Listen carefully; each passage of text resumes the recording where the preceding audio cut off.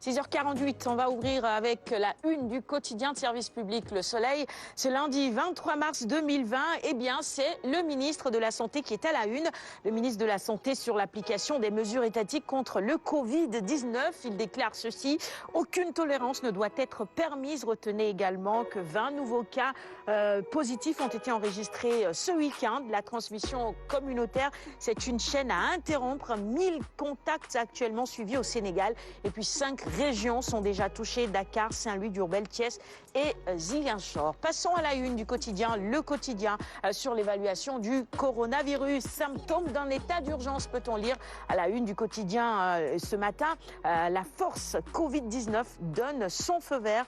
Les forces de police réquisitionnées. Et puis, on nous parle également de contamination communautaire à la une du quotidien ce matin. Cela inquiète évidemment le corps médical. Sud Quotidien sur la lutte contre la propagation du Covid-19 vers l'état d'urgence.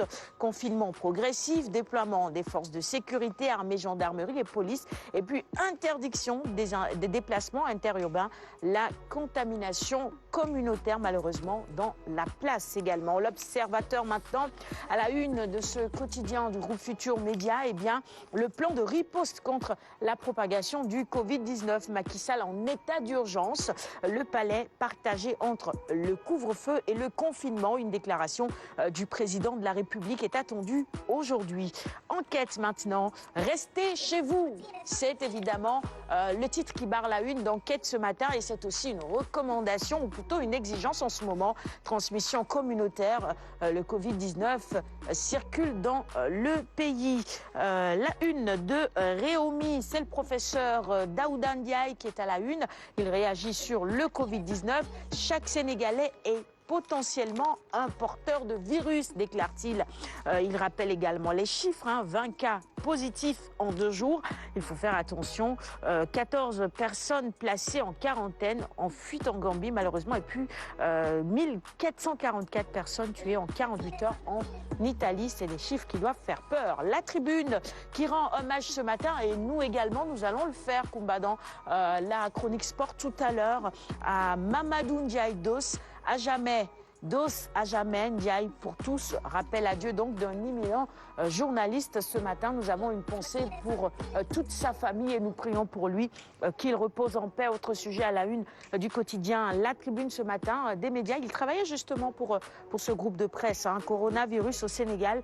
Sur 1000 contacts, 969 cas sont déjà sortis du suivi. 11 nouveaux cas confirmés.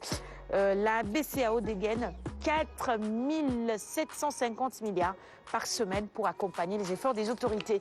Passons au quotidien sportif. Stade d'abord avec le départ vers Paris, Real, Manchester United, Koulibaly écarte un forcing. C'est le titre qui barre la une de Stade ce matin. Le défenseur sénégalais privilégie le consensus après 6 ans à Naples. Il veut un nouveau challenge, ce qui est une bonne chose pour lui, Koumba. Tout à fait. Il joue la carte de la prudence. La bataille pour s'arracher sa signature s'annonce donc ardue. On est à la une de Sunulam. Pour terminer la revue des titres, Cathy Diop fait une révélation de taille. Les arbitres retiennent l'argent des recours. Le CNG ne perçoit pas cet argent. S'il y a déballage, il y aura du bruit. Les arbitres et le CNG se connaissent. Grève des arbitres, justement, en parlant de lutte. Le mutisme de Tyson inquiète, selon nos confrères de Sunulambe. Et puis en parlant de Lambe, en ce moment, toutes les compétitions sont suspendues, non, ma chère Koumba? Aucune discipline n'est épargnée. Voilà. Est-ce qu'il y aura encore des combats? Je ne pense pas. Les lutteurs ne devront pas se toucher, donc on ne peut pas. Surtout pas la lutte. Quand on sait qu'il y a tellement de promiscuité dans l'arène, déjà entre les deux lutteurs, entre les supporters, non, c'est pas faisable. À l'heure actuelle, c'est même pas réaliste de penser à la tenue d'un combat de lutte. Mais maintenant, il faut aussi savoir que la lutte était pratiquement à l'arrêt, bien avant la pandémie du Covid-19, parce que, comme on le dit, la lutte est en crise au Sénégal. En tout cas, pour ce qui concerne le cercle des VIP, il n'y a plus tellement de grandes affiches parce que beaucoup de sponsors se sont retirés de la lutte. Il n'y a plus le Don King de l'arène, Gaston Beng et les autres. Luc Nicolas aujourd'hui a des soucis avec la justice, donc ce qui fait qu'il y a peu de mécènes capables de monter ces grandes affiches-là. Donc véritablement, la lutte est actuellement en crise, au-delà même du Covid-19 qui est venu renforcer cette crise-là. Maintenant, c'est aux lutteurs de revoir à la baisse leurs prétentions, tout simplement. Je crois que moi, c'est la la solution que je leur indiquerai. Des cachets moins élevés peut-être. Voilà. Bon, dans tous les cas, le sport, c'est maintenant et c'est avec Koumba.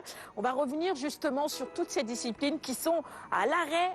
Vous savez pourquoi? Eh bien, au Covid-19, tout simplement. Chronique sport tout de suite.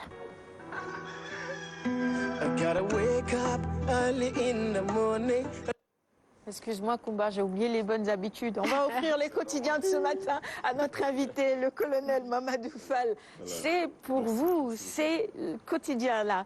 Allez, 6h53, place donc au sport. Le Covid-19, je le rappelais et je le disais tout à l'heure, a mis à l'arrêt toutes les compétitions sportives. Question, comment les sportifs doivent se comporter durant cette pause forcée, Koumba? Bonne question, Sarah. Et pour répondre à cette question, il est plus indiqué d'aller voir un médecin du sport qui